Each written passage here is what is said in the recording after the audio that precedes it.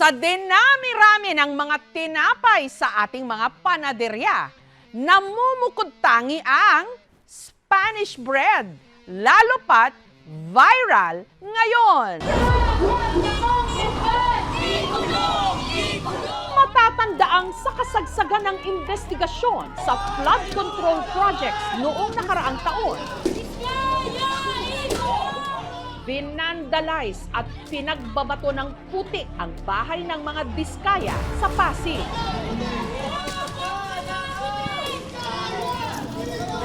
Pero ilang metro lang ang layo mula sa mansyon ng mga Diskaya, matatagpuan ang panaderyang ito na ang motto, kapag binato ka ng putik, batuhin mo ng Spanish bread.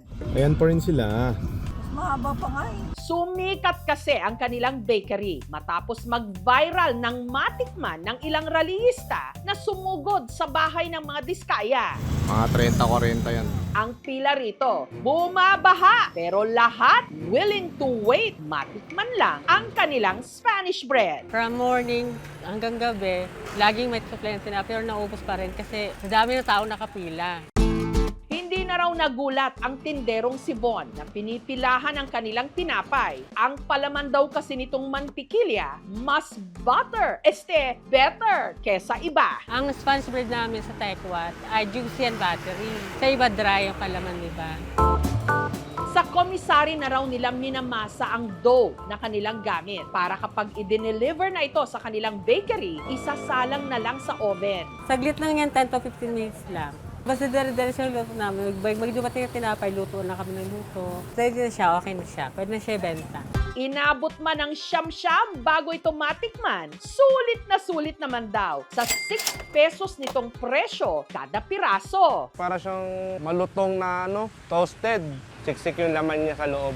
Last year lang daw binuksan ang kanilang panaderya. May vlogger na nag-vlog, tapos nakita ng mga tao, na-curious sila kung gaano kasarap.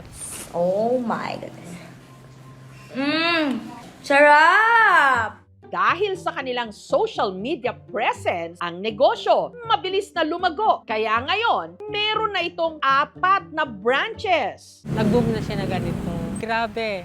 Hindi namin expect na maubos na yung tinapay. Pero alam nyo ba na ang Spanish bread hindi naman daw talaga pamana o galing sa mga Kastila? So hindi naman ito talaga masasabi natin na tradisyonal na tinapay sa Espanya. Ang Spanish bread ay likha ng mga Pilipino. Sa panahon ng Espanyol mula ng kanilang pagsakop dito sa atin, pinakilala sa atin ang proseso ng paglikha ng tinapay sapagkat sa kanila nanggaling ang harina, ang mga lebadura at mismo ang proseso ng pagluluto ng tinapay gamit ang mga pugon.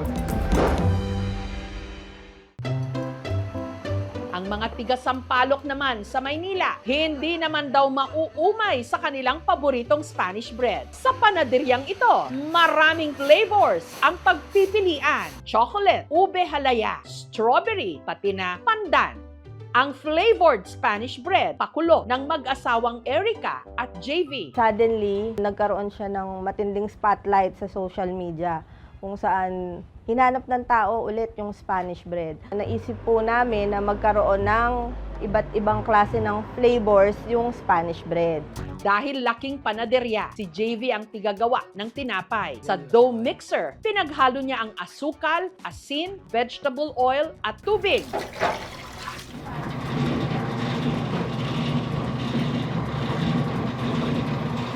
Sunod niyang inihalo ang harina at minasa ito sa loob ng 10 minuto.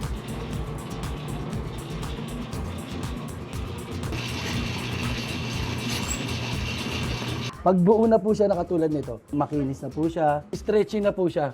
Kada piraso, kanilang tinitimbang para pare-pareho ang sukat at saka nila ito pinapalamanan. Para po silyado siya, hindi po siya, wala po tatagas. Iikot nyo po ng iikot hanggang sa ma-form nyo po yung magandang tsura niya.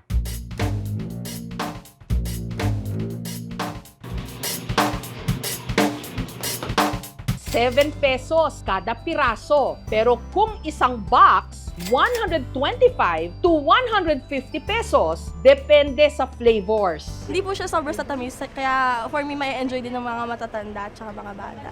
Ang bakery ni na Erica at JV, pamana raw sa kanila. Nagsimula itong Lunar's Bakery sa ama ko pati sa ina ko. Doon sila nagkakilala. At gaya ng kanyang mga magulang, ito rin daw ang mas lalong nagpatamis sa pagsasama nilang mag-asawa. Usually, every month namin talagang halos break-even lang. Nagdoble po talaga yung kinita namin din. Masaya talaga. Dahil papasalamat sa Diyos na nagkaroon ulit kami ng ganitong trend na tinapay. Kung ano yung malaking pagmamahal ko sa asawa ko, ganoon din yung pagmamahal namin din sa negosyo namin.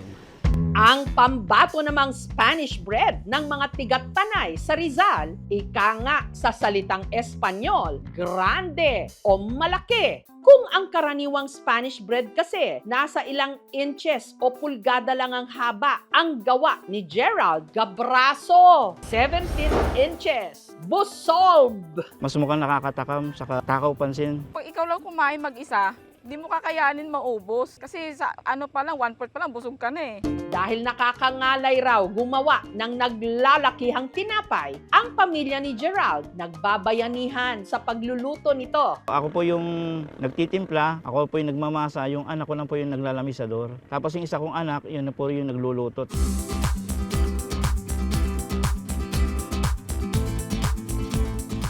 Matigas pa, dagdag po tayo. Bawat hari na may karakter eh. Sunod niyang inihanda ang filling nito o yung palaman, pinaghalong asukal, margarine at breadcrumbs.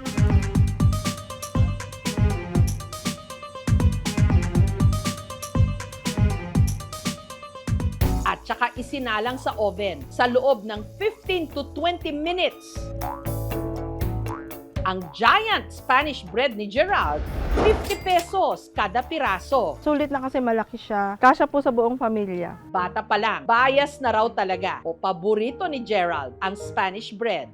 Kaya nung nagtayo siya kalaunan ng pizza business para hindi masayang ang mga natirang dough, sinimulan niya itong gawing Spanish bread. Nag-upisa kami sa merienda lang. Tapos hanggang nakatikim na rin yung mga kapitbahay ko, kumari ko. Sabi nila sa akin na, ba't hindi nyo na lang ibenta?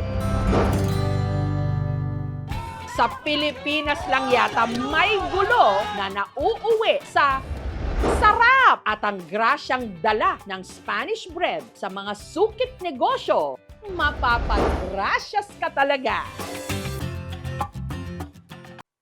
Thank you for watching mga kapuso. Kung nagustuhan niyo po ang videong ito, subscribe na sa GMA Public Affairs YouTube channel and don't forget to hit the bell button for our latest updates.